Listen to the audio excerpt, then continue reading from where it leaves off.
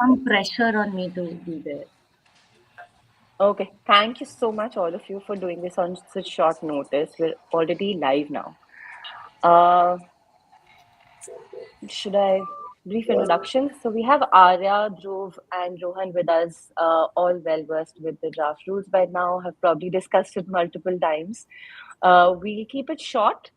I've tried to divide the whole thing into two parts as to what are the provisions and applicability first, specifically on online gaming companies, because uh, the compliance challenges, how will it impact users?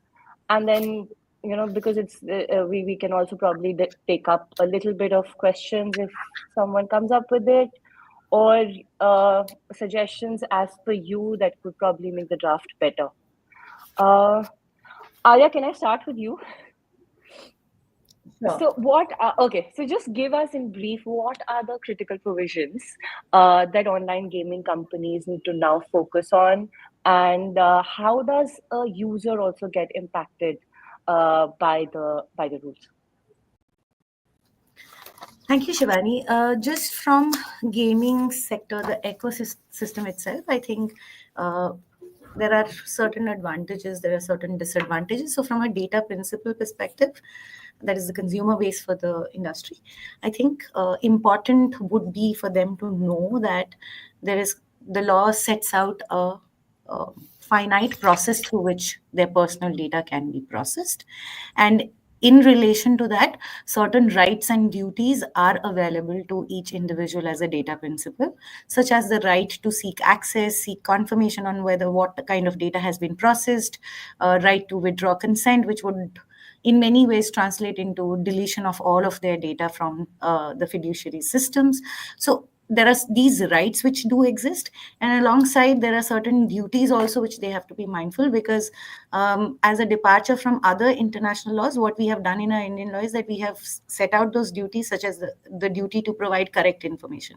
Now, if it is an identity related process and you're providing falsified information, then the individual could also be subjected to a fine which could go up to 10,000 rupees. So, just laying out from a consumer or a user's perspective. But from how this regulation is going to affect the ecosystem, I think the first and the foremost point of concern would be the need to have a verifiable consent when there are when the data processed belongs to children or people with disabilities. Verifiable consent of a parent or a legal guardian, this can potentially result into various interpretational challenges, and whenever there is an interpretational challenge, of course there will be an impact on implementation. But from the regulatory perspective, what they are, the intent of the section is to obviously protect or safeguard vulnerable communities, specifically children and people with disability. And to that effect, they require an additional layer over consent. Consent is the primary basis of processing. So any sort of processing for any purpose will necessarily need to be fit into consent, and there are only very limited exceptions. So I'm not going to focus on the limited exceptions in this particular webinar. So let's go with the presumption that consent is the primary basis of processing. When you are processing data that would belong to children or people with disabilities, there is another requirement to ensure that the consent is flowing from parent or legal guardian, which is what is called as a verifiable consent mechanism. Apart from that, there are strict mandates around retention periods. How long can data be retained? There's also a very significant focus on the security measures that organizations need to deploy to ensure that the chances of a breach are minimal. So, a significant focus is also on security measures. These are the top three features that I would like to highlight at this point in time. Thank you so much for that overview, Arya. But and probably Dhruv, you can take this up now. This 50 lakh threshold, do you think that it actually like covers the entire diversity of gaming companies in India, and not just view as per this being a draft and still open for discussion, but will this then lead to various other compliance mechanisms, including like getting a DPO in place? How does it impact a volume-based company versus a larger user-based company? Because there can be a difference here. Yeah, so look, the 50 lakh threshold that's there is actually for a very limited purpose, right? So I don't think you necessarily have to think of it in the context of you'll need to appoint a DPO, etc. So it's not like they're saying that if you are having online gamers, about 50 lakhs, upwards of 50 lakh registered users, you become a significant data fiduciary. That's not the intent. I think what they've essentially done is they've classified three categories of businesses, online, essentially online gaming being one of them, and prescribed a time period within which data that they keep should be deleted, right? So they're effectively saying that if you're a gaming company with more than a certain number of users, then you have 3 years from the date on which the data principal sort of last approached and accessed the platform, within which you need to ensure that their data is deleted. And I think 48 hours before you actually delete, if I'm not wrong, that's the time frame. Within 48 hours before you actually delete, you have to let them know that that timeline is triggering and you'll be deleting that data. So this threshold mentioned under the act is solely for that purpose. I think a lot of us at some point of time were expecting that when the rules will be notified, the significant data fiduciary element will be prescribed by some thresholds, right? There'll be some threshold associated with it. But I think the general sense has been that that's not going to be the case. And I think even going forward, I feel it would be slightly unfair for us to presume that's going to be the case. I think on a case by case basis for data fiduciaries and a class of data fiduciaries, the government will evaluate standards and criteria that is mentioned in the act to then assess whether they will fulfill that criteria of a significant data fiduciary or not. Just to add to that, Shivani, this 50 lakh is actually. Dhruv, are you speaking? Sorry. No, I'm done. I'm done. Please go ahead. Just to add that 50 lakh is a threshold for retention period. So just to take a step back, the DPDPA stated that in the rules we are going to identify certain fiduciaries and prescribe the period for which they can retain data. Pursuant to that power, they have come up with gaming companies with a 50 lakh threshold. But that is not going to be, well, it can be if you look at significant social media intermediaries and see the user criteria used for classifying them or notifying as significant social media intermediaries. I mean, there are obviously a lot of speculation around whether 50 lakh user will be the base, but the factors that need to be considered also are slightly nebulous because the law itself states factors and gives an illustrative list, such as user base, kind of data that you're processing, the sensitivity of the processing activity, the inherent harm, all of those pieces, the factors have been listed but illustratively. So really one of the pain points, not just for the gaming sector, but overall has been who all are going to get classified as significant data fiduciaries and what are the compliances. That could be a separate conversation for SDFs. So, if I were just to add to this from a user point of view, are they then going to look for platforms that are better off in terms of their safety and data deletion for that 3 year period if they're on a platform that does get covered under the significant gaming intermediary? Will that be the case?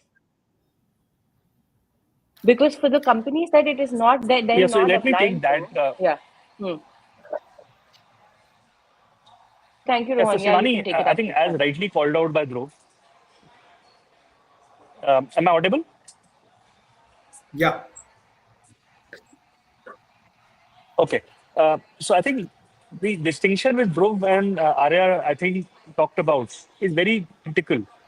The requirement where this 3 year time period has been prescribed is flowing from the data retention requirement from the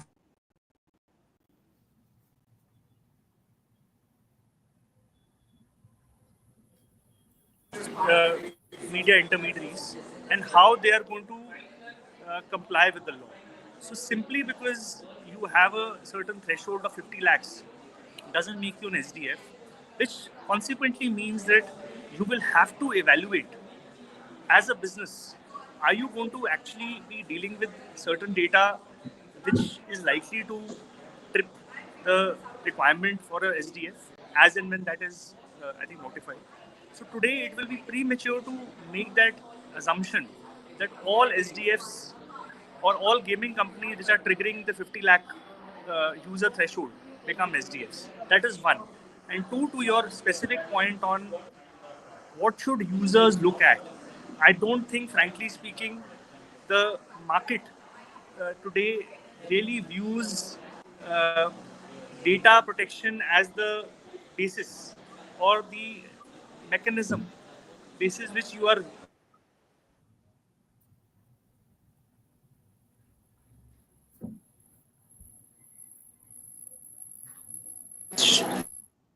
certain fun element involved. I don't Rohan, think sorry, we data lost protection. you for the last 30 seconds. You'll have to probably repeat. We lost you for the last 30 seconds. You can maybe like switch off the camera. Sorry, can you hear me now? Yeah, now I can hear you, but we lost you for the last 1 minute almost. Can you hear me now? Yeah. Yeah. So I think the point I was making is, as rightly called out by Arya and Dhruv, I think there is a clear distinction between the requirement for data retention and the SDF requirement. As far as the users are concerned, I don't think the gaming users are really today, at least given the literacy rate in India, are really concerned about which are those gaming companies which are complying with data protection law. They're really interested in participating in games which are giving them that thrill, which are giving them that entertainment, they're giving them uh, basically a value proposition which is running around the game. Yes, there will come a time when data will become critical when it comes to users, but simply because you're a gaming company, you cannot be seen as an SDF. And that is, I think, one key takeaway which one should take from this.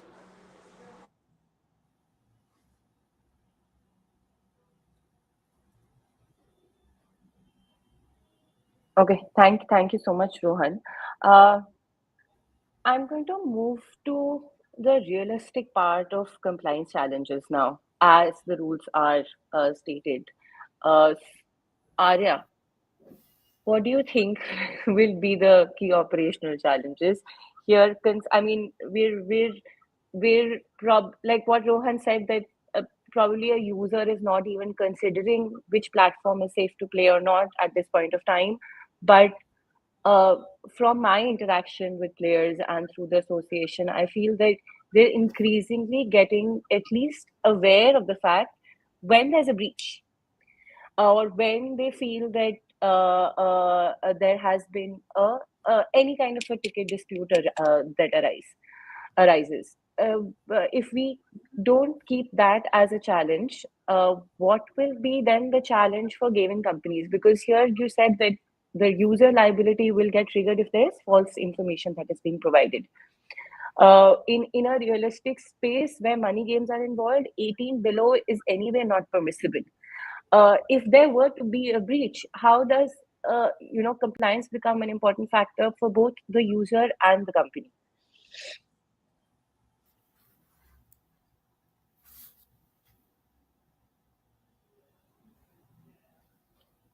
Arya, you're on mute.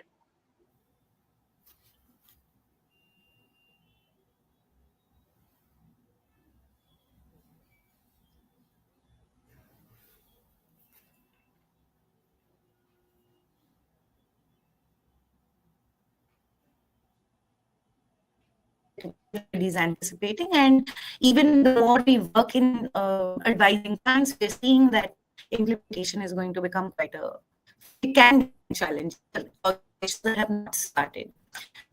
So before we go to actually implementation and complying with the law, there is a lot of homework that needs to happen in data inventory exercise, such as undertaking gap assessment exercises. Because what happened, Shivani, is we didn't have a predecessor law.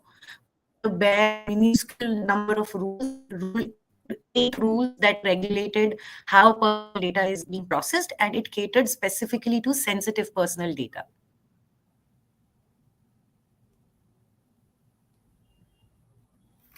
Shivani, am I audible? Shivani, you're on mute if you're Uh, saying something. I couldn't hear you. I lost it. I think you'll have to switch off your camera. This is probably like creating such a glitch. Sure, sure. Yeah, I couldn't Sure. hear you at all. Were So you audible saying for that others, from Dhruv? Yeah, much better, much better. from an implementation standpoint, I think that there is going to be a substantial degree of challenges. Simply because we didn't have a law, a predecessor law for the DPP. So a lot of things that will happen will start from scratch. Because Indian organizations that would be affected perhaps may not have an idea about what a data inventory exercise looks like. Now, that would become the pre-implementation step that needs to be taken. That inventory exercise will help you understand what data is being processed, where it is processed, what is the purpose for which it is processed. Unless and until this fundamental piece of work has been completed, we are not in a position to do gap assessments, and we are not obviously in a position to move down the compliance roadmap. So this is just from the workflow or the process or the methodology itself could be time consuming. Therefore, early preparedness is always and highly recommended. But coming to specifics on the law and what implementation challenges, I will not touch on everything. I'll pick out the three important points that I feel will present a significant degree of difficulty. Number one is an over reliance on consent regime. What we have done is that we have given very, very limited legitimate use cases such as compliance with applicable law or dealing with an emergency situation, or when you are acting for a state agency in pursuance of providing a subsidy or a benefit, so on and so forth, employment. So some very limited sort of exceptions are there. So your primary basis is going to be consent. And for B2C companies, for gaming companies, I think getting that consent dynamics correct as to what needs to go in your notice seeking consent, whether consent as an artifact is separate from the notice seeking consent, how you need to draft those consent forms, because there's a significant emphasis on clear and easy and freely accessible. So getting the consent matrix right is the first implementation challenge, for the simple reason that there is a significant emphasis on the fact that your notice seeking consent should be something that clearly communicates, transparently communicates the data that you are processing and the purposes for which you are processing. Combined with consent is obviously the verifiable consent. Now, given that gaming industry as such is slightly susceptible to regulatory impediments here and there, the scrutiny is slightly higher, which means that while the gaming sector does not cater to, or specifically money games do not cater to minors, it almost becomes how do I put it without putting words into the law? It is kind of sort of expected that at least there are mechanisms where you can limit the impact on children by following the verifiable consent mechanism. Currently, there is a little bit of doubt as to whether every business needs to have a verifiable consent, because how else will you comply? How else will you know that a child is behind the screen, is using the internet, and you're processing children data? Because access to information is wide. A child could easily forge documents and say that they are 18 years, so on and so forth. So verifiable consent, while the industry does not cater to minor, but this is something that still needs to be perhaps given more clarity on, whether it is made for companies that specifically are catering to children, or is it just something that everybody can implement. So that's one implementation challenge. Second would be implementation of data principal rights. Now, data principal rights are available when the Arya, you'll have to distance yourself from the mic maybe a little bit. Your voice is breaking again. Sure. So I think that the second implementation challenge will be putting in a place where you can honor data principles rights. Typically, these are done through tools such as subject access right tools, commonly called as DSAR. But getting it right, getting it curated in the Indian context, setting an SOP as to how this process is internally going to work when a data principal comes and say exercises the right to be right to rectify their information, the timelines, the processes, all of this is then going to be a implementation hurdle, because this is also an expensive proposition. And the third, I still feel, is the degree of security measures. While everything else can be done through policies, processes, technology intervention, what is an undeniable aspect that necessarily needs to be as best as it can be is the kind of security measures that you are implementing. The draft rules indicate some very high thresholds. It is not clear if it is mandatory or not, but the increasing interpretation is that it is not mandatory. But just to throw words, they have also used terms such as encryption. They have used words as secure transmission. They have used words as access control. So reasonable security practices from legal and technical standpoint is going to be slightly difficult for organizations. So these are my three call outs in terms of the implementation challenges. Of course, there are many, and I'm sure Dhruv and Rohan can plug in the remainder of it. Yeah, so if I may just supplement Arya's point on a couple of points, I think I just want to make. One is on the reasonable security safeguards. Uh, Rightly called out that there is going to be now a higher threshold which all data fiduciaries need to meet in terms of their data security practices. Now, or not, any and every data fiduciary will need to build in that minimum baseline in order to process personal data. More importantly, one needs to also assess that it is not only about the data fiduciary's own compliance, but also the compliance of its data processors. And why is that important? Because you may, as a part of your business, be engaging various vendors, various service providers who may be processing personal data of your users as a part of the gaming business. The way the draft rules are worded, this obligation to comply with the obligation to meet those reasonable security safeguards is not only for the fiduciary itself, but also for their processors. So then it becomes more important from a legal standpoint that whenever you are engaging such data processor, you must undertake due diligence. You must have robust contractual mechanisms in place to ensure that your service providers who are qualifying as data processors also have this level of sophistication which is prescribed by the draft rules. And as a lawyer, one can always poke holes and say the rule which is envisaging reasonable security safeguards actually does not have a backing under the DPDP Act. And when I say that, what I mean is when you look at the DPDP Act and the government's power to make rules, this particular obligation, which relates to reasonable security practices, does not find a mention in the rule making power which the government has. So one could even argue that the government is actually going beyond its remit by prescribing rules on a provision which they are not authorized to. But be that as it may, assuming we are looking at data fiduciaries building those security measures in place, I think the incremental point I want to highlight is you just not need to care about your own business practices and your security standards, but also people you engage who may be processing data on your behalf. And the second point I want to point out, which Arya correctly pointed out, is the aspect of verifiable parental consent. If there is one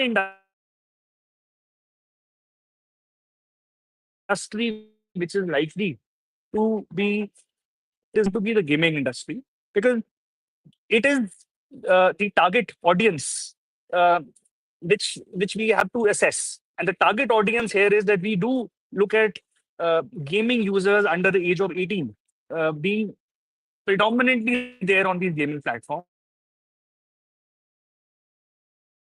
And therefore, will need to meet the requirements prescribed under the rules and the act. One aspect which I think we have debated in the past, including between Dhruv, Arya, and myself, is the law today does not really provide for a certain prescription in terms of whether you want to identify the parent with the child. In other words, do you really need to map that a particular adult who's providing consent on behalf of a minor is actually the parent or not?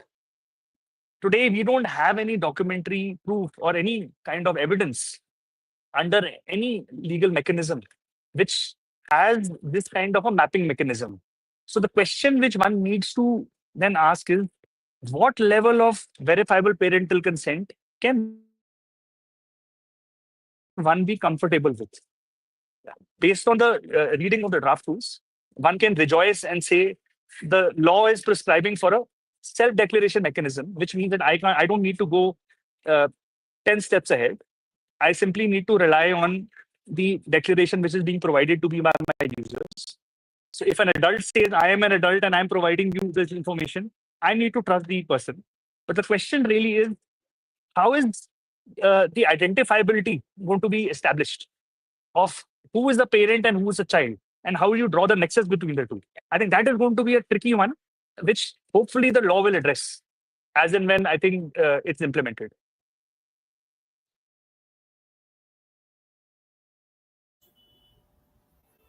Dhruv, why don't you take this up? Could new data protection laws lead to stricter age verification for gaming platforms? Yeah. Yeah. So I think Yeah. a lot of that, Rohan has already addressed, right? So in terms of the verifiable parental consent that the law requires, Rohan is spot on today that in terms of the requirement to actually a certain parentage, that requirement is not there. So from an industry perspective, if you ask anyone, they'll be like, look, this is something we can actually do, because the big task to be able to link the person giving consent on behalf of the child and establish parentage is not needed anymore, right? So today, what are we talking about? We are talking about a child coming and saying that, okay, I am 21, even though I'm 16. That's good enough. Come on the platform. There is no need for any verifiable parental consent. But if the child admits that he's a minor or she is a minor, then there has to be an adult. That adult needs to be identifiable.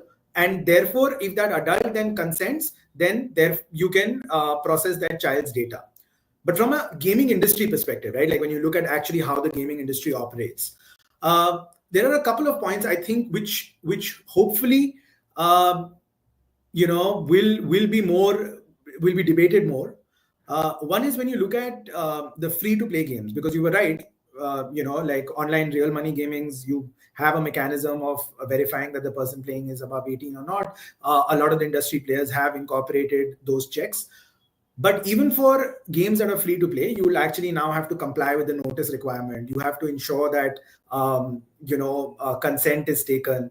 And one could debate that that's fairly onerous, given the fact that no monetary transactions are happening and they're simply going to go on the platform and play. And as long as you're not processing the child's data, if that person is a minor, then you're really not doing anything but letting them play on the platform, right? So at that point of time, is compliance with the law largely, excessive? Then, if you again look at the verifiable parental consent clause, there is a provision that says that you should not process personal data of a child that is likely to cause any detrimental effect on the well-being of a child. Now, what does this actually mean, right? And I think we'll need a lot more clarification on this to also be able to evaluate the impact of this section on the gaming industry, because it's a fairly vague obligation to comply with, right? So that's something I feel we'll need a lot more clarification on. And I think I think we've covered verifiable consent, we've covered reasonable security practices. Both are very important. And I think one more aspect, right, that I think we need to talk about is that, and I feel Rohan briefly touched upon it, is the fiduciary processor debate. Okay, this law has been drafted on the presumption that the fiduciary is stronger than the processor, right? Because the entire liability is on the fiduciary and the processor has no liability. So it is important for the fiduciary to enter into contracts with the processor that probably have a cross indemnity clause, right? So if the fiduciary is held liable under the DPDPA, has to pay penalty, then the fiduciary should have a right to go after the processor. But the reality is actually far from that, right? If you look at some of the biggest processors, look at an AWS, for example, and I shouldn't be taking names, but some of the larger processors don't allow you to negotiate contracts regardless of how big or small you are. So you'll have gaming companies that probably host a lot of their data on some of these large processors, sign contracts online, which are standard changes. Now you may have a situation where the breach happens at the level of a processor. The fiduciary is held liable, which is essentially the gaming company, and you may not actually have managed to procure that indemnity in your contract which would have covered and protected you for the processor's breach. And I think this is really going to be something that is going to impact the industry hard, because this overarching understanding or presumption that the processor is not as strong as the fiduciary, I think that presumption should be challenged or can be challenged.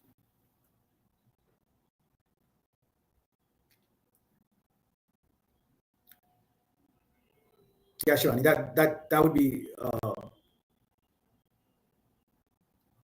my 2 cents on this. I think, Shivani, you're speaking on mute. Yeah, I'm on mute. I'm just getting a question here. Wait, but let's probably go through this list that we had.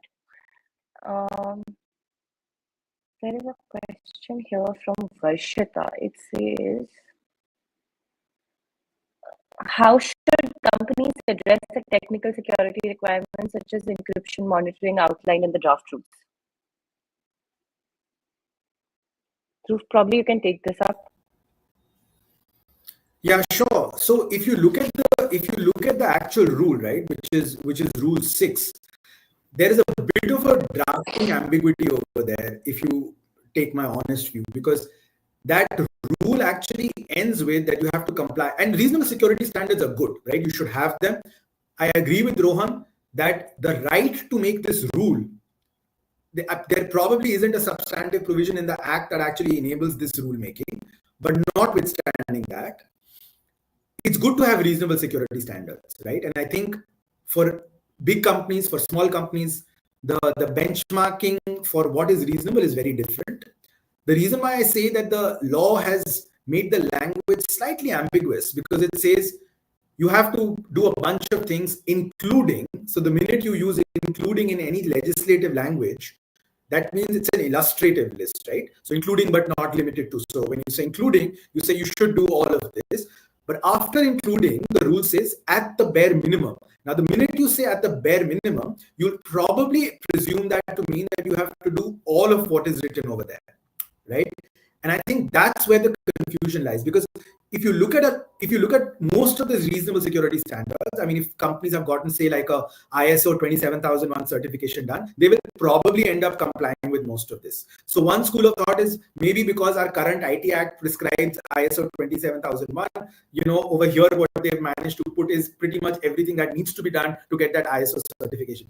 But truth of the matter is, every company doesn't need an ISO certification, right? So the minute you put that language of at the bare minimum, you are sort of putting a higher degree of onus on companies to comply with some of these guidelines and some of these sort of reasonable security standards, which they may not necessarily have to comply with. So I do think it's slightly onerous, but big or small, I think most companies will need to start thinking about putting some sort of a framework in place.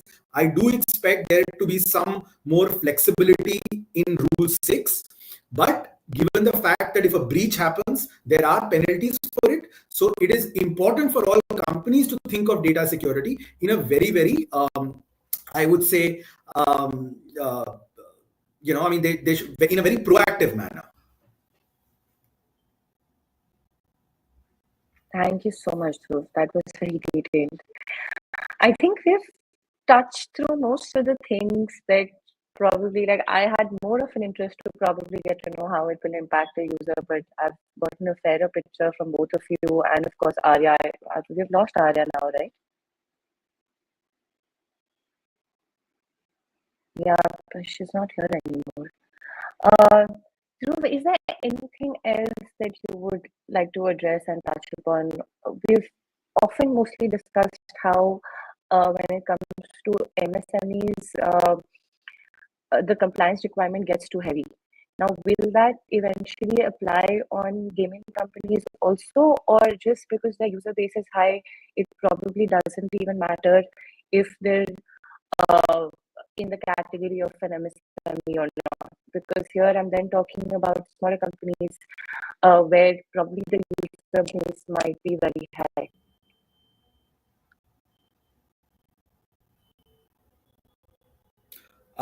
So Shivani, that's a really good question, and I would say the overall cost of compliance is definitely going to go up. And the way I look at it is this: the law is essentially a cybersecurity law clubbed with notice and consent. So there's notice and consent, which I feel is the data privacy part of it, but it's largely cybersecurity in terms of the consequences and in terms of things that people need to keep in mind. Now imagine a situation like this, okay, where you have a data breach. The law requires you to report that data breach to not just the data protection board, but also to the data principal, which in other words means that you have to report any data breach, regardless of whether it's causing harm or not, to the gamer, right? The definition of personal data breach is very wide. It also includes unauthorized disclosure. It includes a host of things. So if any of those event triggers, you have to report to the data principal or the gamer and the board. Now, imagine what that does to the gamer, right? If they're constantly getting notified that there is a personal data breach, one of two things are likely to happen. One is that they may get completely immune to it, or they may think that this platform is not good, right? And given how people move in the gaming industry from one platform to another, right? If I'm playing games or if I'm playing fantasy cricket on one platform and I'm constantly being told that my data is getting compromised on that one platform, the chances of me to move on to another platform that's offering an identical service to me becomes that much higher. So I'm saying, given the nuances of the gaming industry in itself, I think the cost of compliance will go up. And it's very, very critical, like I said, that gaming companies will need to start investing in good security protocols in a very, very proactive manner, and think of actually securing and protecting the data principals, rights, and honoring them, because anything that potentially has a penalty could, like I said, I mean, there is reputational loss, but the risk of the data principal actually moving to a competitor is a lot higher.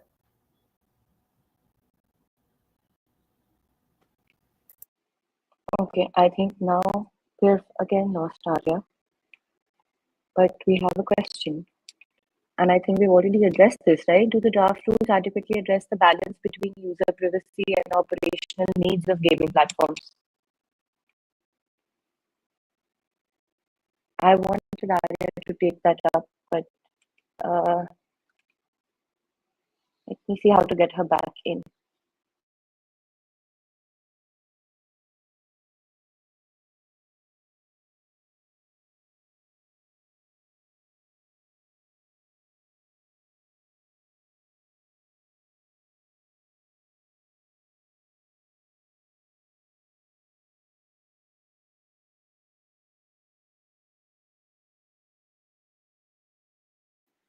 Dhruv, you can probably take this up also. We've lost Arya again.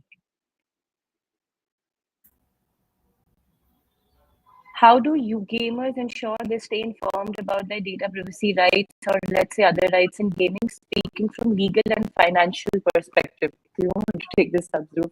I don't think we're well equipped to cover this, the financial aspect in this session, but probably you can give us a snapshot of 3-4 things that a user needs to be careful with in a very simplified form now. I'm sure, see, what the situation that we're going to face is there probably bigger companies and platforms where the threshold is being met, or there's enough awareness. Implementation will be smooth. The fact that there can be a fine on the user for misinterpretation or for misrepresenting themselves, that itself triggers user liability here. And this is a space which Rohan was also mentioning. They're completely unaware of the liabilities that can get triggered on them. So maybe if we were just to look at 3 points, of course, no impersonation, but what can the user probably be careful of? Because see, again, we've discussed that if a user goes on looking for platforms that actually identified as a significant intermediary, it's again a lost cause, right? Because we don't have the full picture in front of us right now. Then in the absence of that, what is it that we need to be mindful of?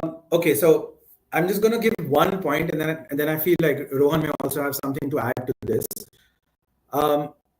I think users should be extremely careful of voluntarily sharing information while playing games. So you see, when you play games, you're often chatting, you're engaging with other users. In the course of those conversations, you end up sharing sometimes very, very sensitive information.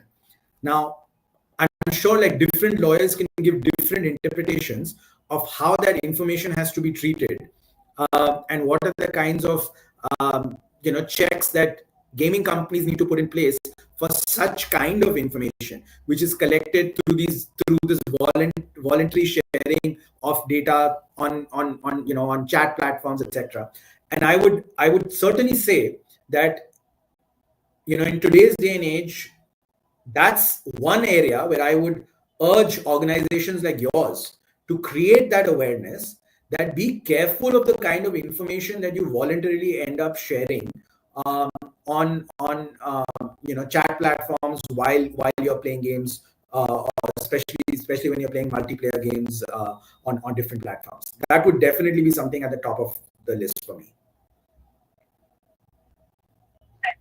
Yeah, and I Okay, think I got it. in addition to what bro mentioned, uh, I think a user is a data principle in all aspects. So if you have to view a digital principles right, those rights which are available to the data principle in terms of how their data is being processed needs to be very, very clearly documented and clearly called out to the users from a gaming company perspective. So what does the user want? User wants transparency in terms of how their personal data is going to be used, which means you give user the autonomy, the flexibility to decide how their data is going to be utilized by gaming companies. Is it only being used to offer the gaming platform and play games? The answer is yes. Yes, that's a necessary purpose for which the personal data is being processed. But if there are additional use cases or purposes being built in by gaming companies where that personal data is being utilized, one needs to be very clear in the messaging, and one cannot bundle those consents, which make it essential for a gaming company to ensure that when you are obtaining consents, make a distinction between data and the purposes which are essential for your business, and the data and purposes which are simply a value add or something which the user may or may not choose. So, what is critical from a gaming company's perspective is to be very, very explicit in its notice about the data sets it's going to be using and the end users of the data. And one cannot say, because I'm a gaming platform, I will also utilize the same data which I have collected for running the platform for marketing and promotional purposes. Marketing and promotional purposes is not incidental to your gaming business. It is not necessary for the user to ensure that the platform is providing the gaming experience. So one will need to do that assessment on a case-to-case basis to make that evaluation in terms of what are the data sets which are essential for my business and how am I providing the relevant information to the data principals who are my users through the notice mechanism. Arya very clearly initially talked about the fact that the law as it stands heavily relies on consent as the basis for processing of personal data. And if consent becomes the basis, one has to, and this is not only for data which is collected after implementation of the law.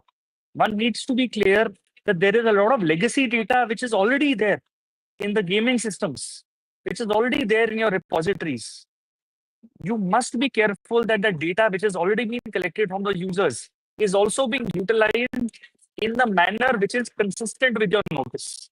It is not good enough to say that I will only apply the data protection practices on a prospective basis. One needs to look back, do the data mapping, do the inventory checks to understand what is the personal data that I have, how am I using it, what are the purposes which I am deploying it for, and then make an assessment in terms of these tech changes and the regional security practices we discussed. So the very, very basic principles which flow from the data protection law are notice and consent. And that is, I think, something which one needs to be very, very careful of. Thank you And, so and much, Shivani, Rohan, if I may, for that. Okay. Can I sorry, hear? if I may just add to Yeah, what Rohan please, please. summarized really well. From a player's perspective, it's also important to remember about your right to withdraw that consent, right? So I think that's a very strong right given to the data principle under our law, and that's something again, as far as organizations like you are concerned, is something that you should certainly create awareness about. That they will always, if there is a consent that they have given, they will always have a right to withdraw that consent. And I think from a gaming company's perspective, right? Arya and Rohan have already spoken about consent being the primary basis. There are very few exceptions, but there is actually a very curious exception, and I'm actually very eager to see how gaming companies will try and use that, which is, I think, the first subsection of where the purpose of processing is defined, and a user voluntarily gives information and doesn't actually withdraw consent for the platform to use it. And now it'll be interesting to see how gaming companies that end up getting a lot of data, like I was talking about through multiplayer chats, when a lot of data is shared voluntarily by users, how and if gaming companies would be able to figure out creative ways to let that data fall under that exception and not necessarily under the consent regime. And just to top up, I think Dhruv's point, there is another aspect which one needs to be careful of. We often concentrate on what we are doing with data, but also needs to be cognizant of how are our partners handling the data. Which means that whenever gaming companies are entering into contracts with partners, whether it is for running tournaments, whether it is for marketing deals, whether it is for sponsorships, etc., we must be careful that personal data, if at all, that is being shared, is shared responsibly and in accordance with the data protection provisions, which are called out under the contract which we enter into with such partners. Which means the point which Dhruv was highlighting earlier, in terms of parties being very clear in terms of what is their role as a data fiduciary or a processor. We need to be very, very, I think, clear in our documentation in terms of whether we are entering into a contract with a partner who is a fiduciary or a processor. And our obligations under that contract will have to be then formulated accordingly. It is also about how your partners are going to handle the data. And as a responsible gaming company, one needs to be very careful because the customers trust us uh, when they share the data with us for the gaming platform. But if that is being utilized by our partners for various other purposes, we must be very, very careful in terms of how they are going to handle the data. Because ultimately, we may be the data fiduciary who may be front ending the relationship with the data principal. And we may be sharing the data with various other fiduciaries. But ultimately, the risk of any claims associated with data breach will ultimately first start with the front end fiduciary. And then we will have to demonstrate how we are able to contractually safeguard ourselves. So that becomes very.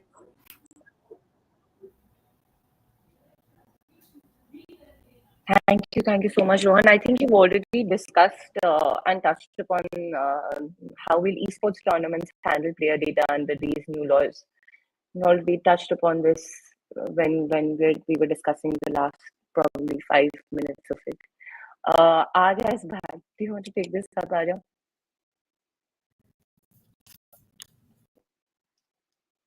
I'm so sorry. We're losing you again and again. This is some platform that connects a lot of people. I do. Varshita has a question. How will esports tournaments handle player data? You'll probably have to switch off your camera and it will work much better. So on that particular space, so the ground rule is very normal. ground rule is very set in stone that you either so that you need to identify a lawful basis for processing personal data, be it esports tournament or be it just regular operations. You will need to fit your case into a processing basis, which again here would be consent. So perhaps when you are going live with the tournament, at that stage, you would need to have specific consent forms that are curated that would allow signifying consent through an affirmative action. Of course, this would not be like a long consent form, it would be a limited one. That is at least what my advice would be, that it should be a limited form so that you are sticking to the broad principles around which this law is based. One is, of course, purpose limitation. So the more purposes you add, the chances of the consent not being given are higher, because you're not dealing with a population that is completely digitally unaware or illiterate. We are dealing with a population that actually is very savvy when it comes to technology. So number would be data minimization. Whenever you are collecting data, there has to be a mindset shift. That is as much data as you want, whether it is relevant or not, we'll see at a later stage. Everything now is moved where you do that assessment beforehand, whether that data is relevant, necessary, and then get that only the limited set of data. So bearing in mind purpose limitation and data minimization, a specifically curated consent form that caters to esports tournament needs to be used before processing of personal data in any form can be used. No other could possibly be a given situation. I want to put a what question actually. Arya, we're losing you. I think you need to be a little away from the mic. We lost you for the last 20 seconds. Or was I the only one who lost her? So I think there is a time lag. There's a time lag. Okay. Yeah, I can't hear them. So to emphasize that before any fiduciary starts relying on voluntary submission of personal data, it is important to know that it is an exception to consent-based processing. Not very far from consent, it is actually what we consider as deemed consent.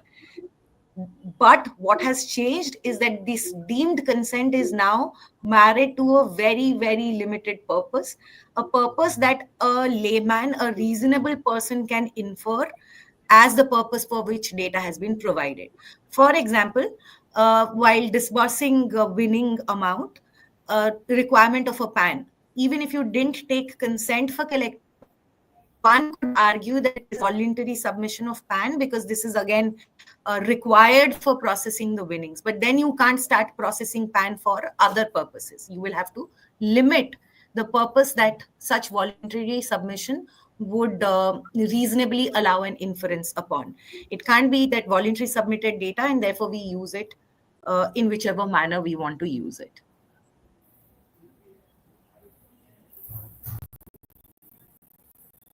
Thank you, Arya. There's a question. Could these regulations impact live streaming platforms? Dhruv, when I'm live streaming, will there be any additional compliance requirement? I'm not getting the exact question actually. Could these regulations impact live streaming platforms like Twitch and YouTube? Can you see the question? And there's another one. Will these regulations change how real money gaming transactions and in-game purchases work? If you're on the dashboard of StreamYard, you can see these questions on the comments side. Yeah, I can see the question. Will these regulations change how real money transactions and in-game purchases work? I mean, look, that one. I don't think it changes the nature of the transaction. I mean, of course, you'll continue to do that. But if the company is going to store and process any of this data, then obviously there'll have to be some sort of a consent mechanism built in. The challenge always is going to be twofold for gaming companies, right? Is how to build that consent without compromising user experience. and given the kind of audience that they have, um, I think it's not necessarily. Um, I mean, it's not going to be that easy, you know. And I also, and sort of unrelated to this, just a quick point that I wanted to make. So to answer this question, um, you know, you'll still be able to do real money transactions. You'll be able to purchase games in app. I just think there'll be you know, with the kind of data that's going to be processed for making that, for undertaking that transaction, there'll have to be a consent mechanism in place. But I think the one point I wanted to make, sort of to, and maybe sort of share my 2 cents, is that today, and you know, sort of goes back to the point that Rohan was making, that you know, gaming companies have to take responsibility for the kind of data they process. Today, Shivani, you'll be surprised that most gaming companies don't know what all data they have, and the data that users think that gaming companies have, they actually have a lot more, because your source of collecting that data isn't necessarily, again going back to the point that Rohan was making, is not always from the data principle. You get data points about your user from multiple third party sources as well, right? So the kind of data that data fiduciaries already have is a lot more than what the data principle thinks that they have ever in the past consented to. And as far as legacy data is concerned, it's going to be very interesting, and you know, and I think it'll be it's definitely a, I mean, lawyers will definitely enjoy having this conversation with them to ensure that for that legacy data, which is under Section 5(2), the notice requirement is still under Rule 3. So if that notice has to be taken in the format of Rule 3, then you still need to sort of break down and tell them why and what data is there, what purpose it's being used for, etc., even as far as legacy data is concerned. And I think in order to do that, most gaming companies will need to start mapping and discovering the data that they already have. So you can't say that today, hey, look, the law is going to take another 1.5 years for me to come. I'll live with the law. I'll deal with the law then. For you to even be able to take that legacy data consent, you will need to undertake that exercise of data discovery, which itself is a fairly lengthy process, given the different sources from where you get data, to be able to map it to the right source. So I think it's going to be something that gaming companies will sooner than later have to start taking very seriously. Thank you so much, Shivani, Dhruv. just on Yeah, a I want related Arya to. point, Yes.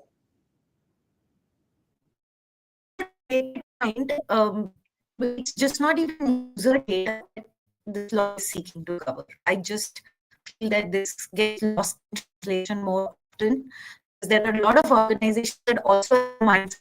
We're not in a B2C vertical, we're in a B2B vertical. So why do we need to really care about this particular law? Emphasize this law will be relevant even for of internal stakeholders, such as vendors, or for that matter, your own consultants. Any individual processing, be it an external or internal stakeholder, necessarily need to be pass the test of what is provided under DPDPA. So just let's not focus only on users, because there are other data principal categories that gaming companies will be interacting with. This has to be an overall ongoing exercise. Data collected from what sort of data?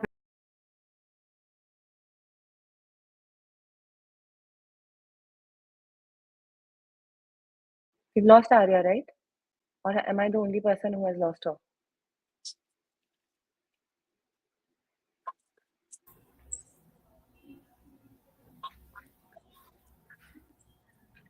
We We'll seem to. probably, yeah, No, I we've, think we've, she's we've not here. lost her again. No, she's not. This is some platform that probably requires, like, I don't know. She's dropped a message. We've actually run out of time. There was an entire section of things that we didn't discuss, which is good, because then I'm going to like probably get you all on board once again. Thank you so much, Dhruv. Just last 30 seconds. Now you have to speak. Tell us three important things that we need to be mindful of from both a user and probably company perspective, and then we'll wrap it up and we'll take the suggestions part in another session. I mean, Shivani, I'd say that's pretty much a summary of what we've discussed, right? So I think Yeah. from a company Just perspective, you have to summarizing. be Probably, yeah, very you and careful. I want Arya is off stage again. No, probably Dhruv, you and Rohan can probably, yeah, we can just sum up and wrap it up. We're anyway above time, so I'm so sorry that you guys are still on. No worries, no worries. So I was saying, I'll make a quick point, right? I think from a gaming company perspective, they need to be extremely cognizant of the data that they already have. I think it's easier said than done. It'll be a fairly cumbersome task for them to be able to map and discover and collate that data. So I would say that in the immediate future, that's really something that they should be looking at. From a data principles perspective, I think the point that I started this discussion with, that a lot of gaming companies and a lot of gaming platforms allow you to engage while playing multiplayer games with other users and share data. Be careful of what data that what data you share there. So I would say, for me, like, high level, these would be two important points that the user should keep in mind and the company should be fairly conscious of. Yeah, so two short points from my side. One, I think an extension to Dhruv's point, data mapping, of course, is essential, but also purpose mapping is very important. What is the purpose for which you have been utilizing the data? What is it that you propose to do with the data? And if that is not expressly called out in the notice, then you need to rework your notices. You need to, as I said, unbundle your consents to ensure that the essential purposes are differentiated from the non-essential purposes. And what I think that means is data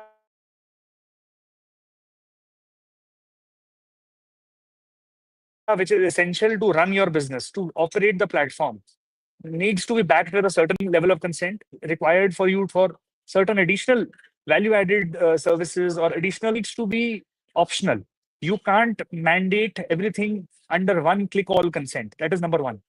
Two, as I said, it is not only important to assess your own preparedness, assess your preparedness of your partners, assess preparedness of other vendors, service providers,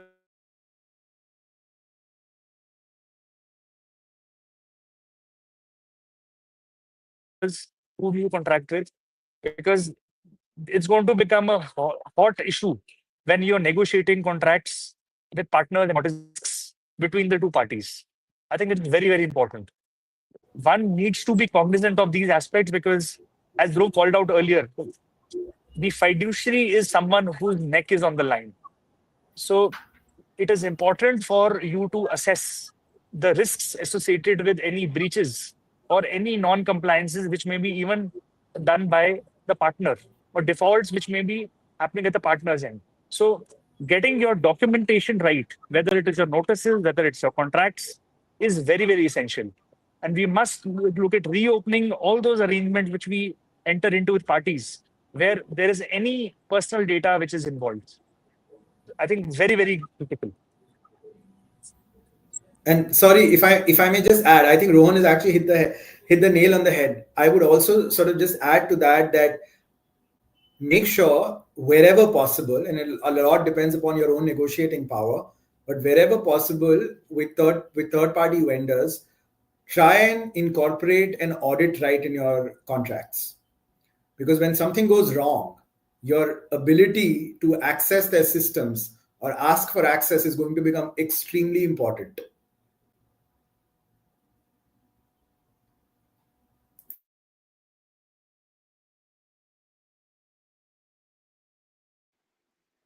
Thank you so much. Thank you so much. Thank you so much for staying overtime also. And we have lost Arya, but uh, thank you, Arya, if you're still watching us from your phone. And we'll do this again. We'll take up some. There are some more questions. Probably I'll send it to you guys. We'll probably do another session in a few weeks. Thank you so much.